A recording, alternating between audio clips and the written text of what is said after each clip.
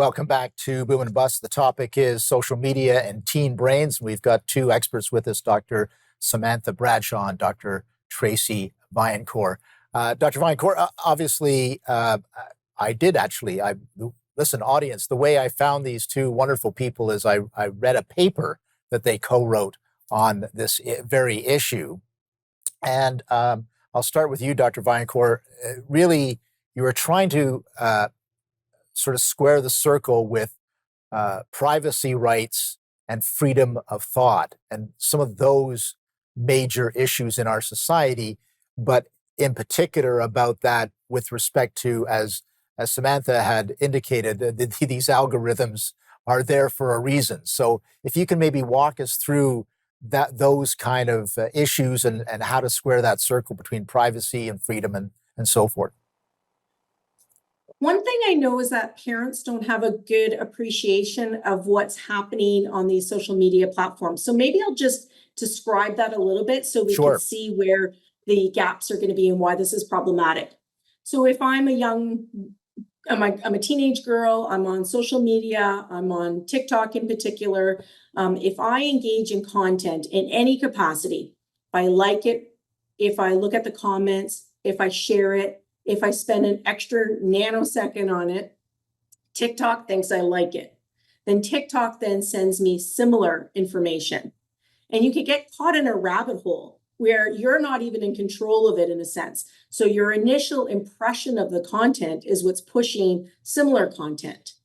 And when you have a developing person and the brain is vulnerable and everything's happening in adolescence, psychosocial development, the need to belong is very pronounced. All of these things are coming together at the same time.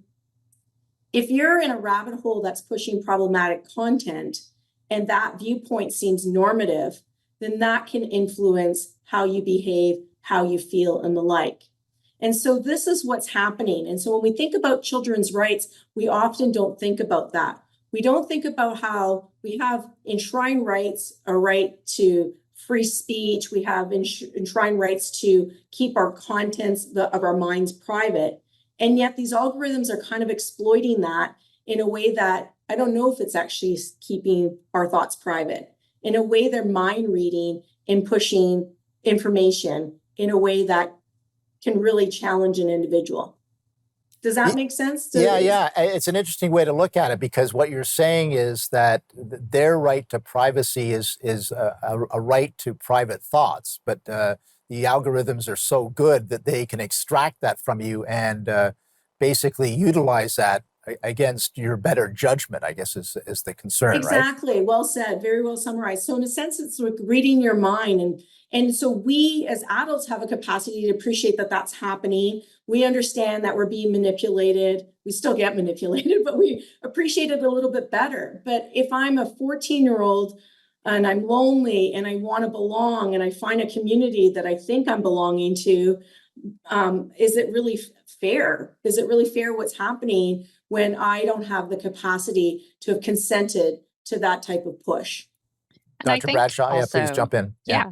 I was going to say, I think privacy is one important element of it, and the right to keep our thoughts private, what happens in the inner sanctum of our mind, having privacy there.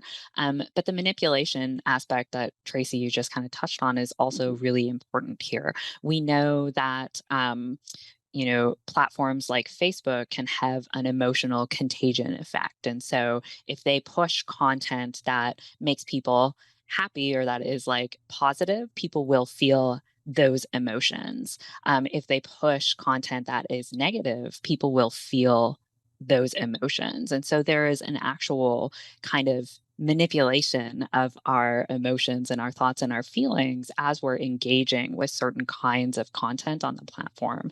And so taking this freedom of thought framework opens up some really interesting questions about, our relationships with social media, and how we might better address some of the concerns that we're seeing with teen mental health and well-being, but also bigger concerns about our societies and the state of our democracies too.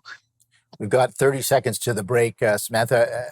So is this starting to happen then? Is that what you're observing? We're definitely seeing policy interventions, particularly around children around the world.